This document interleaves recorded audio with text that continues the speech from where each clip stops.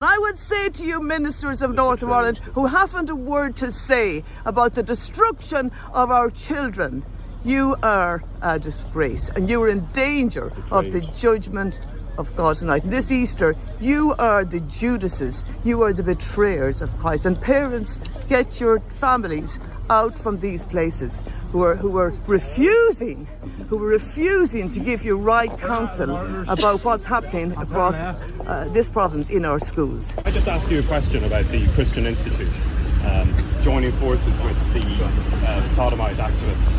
Can I ask you about that? Have you anything to say about that? I know you're a supporter of the Christian Institute. Isn't that right? And you're a friend of Callum Webster as well. It was a very serious event.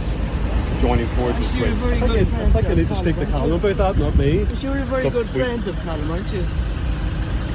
Oh, I'm a good friend of Callum's, yeah. He did sit that night with the promoter of Sodomy, Alicia de Bruin. I understand. Would that concern you, Reverend? Roger, go on home. Go on home, Would that Roger. concern you at all? We're asking you, Don't listen to them, Roger. have you anything to say about that? It's very serious. Are you going to record this as well? But have you anything to say? It was a very simple question I asked. Roger, Does that matter? we're recording you It was with a very simple question, Roger. As a minister, I'm asking you. I'd be happy enough Have you nothing to say? I'd be happy enough to Do you talk. think the church should sit at the feet of Alicia de Bruin? I think you should have it. Do you think the church should sit at the feet of Alicia de Bruin? I think you should have more integrity. You can't answer that. Mr. Higginson, Look, why what- can't you say that on camera? What's your problem with that? I'm happy to talk to people. Mr. Yeah, Higginson, integrity. A sodomite activist. What's it got to do with it? I don't know what you're talking about. It's nothing to do with me. You don't know about Enoch Burke. He's been in prison for 500 days and his salary has been taken from him. This has nothing to do with me. Absolutely nothing to do with me. We're just here tonight in East Belfast and we're outside a church here. There's a convention, a Christian convention, the Easter convention. At this time of year, lots of meetings. We were just speaking there to a Minister Roger Higginson, Free Presbyterian from Lisburn, and we asked him about the Christian Institute joining forces with a Sodomite activist. That's what happened in Lisburn last week.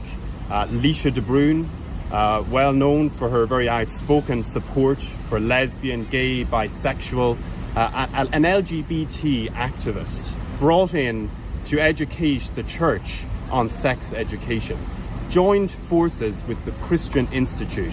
Callum Webster is the Northern Ireland officer and he was there comparing the event, emceeing the event, introducing speakers, welcoming people and in a leading role. And Callum Webster is a friend of the minister that you've just seen there, Roger Higginson, Lisburn Free Presbyterian Church. And we just wanted to meet Roger, Mr. Higginson, and ask him, had he anything to say about this terrible thing that is happening with the church joining forces with an organisation that's promoting LGBT, that's joining forces with activists that promote lifestyles that are not just un-Christian, but anti-Christian, that destroy the very fabric of a Christian society.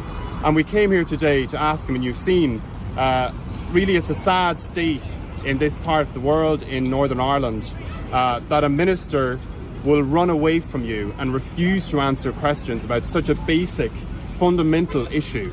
There's just one name that can keep you out of hell, and it's the name of Jesus. Folks use that name day in and day out. They use the word hell day in and day out. They become desensitized to it. It has no meaning anymore. It has no punch to it. It doesn't grab the soul and the spirit. And that, my friend, was born in hell itself. Satan created that. You become so familiar with the word that it's just part of the average language of people who walk to and fro on the street. But hell is still existing.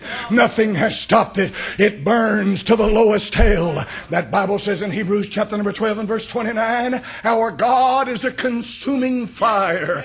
There's holiness about God. If you could go into the presence of God unsaved, He would literally annihilate you. You'd rather be in hell in a heartbeat than to come before a holy God. Thrice holy, holy, holy, holy. Dare walk into the presence of God without the blood covering your soul. You'd scream for hell. You'd beg for hell. You'd cry for hell. And yet I firmly believe hell burns because of the holiness of God.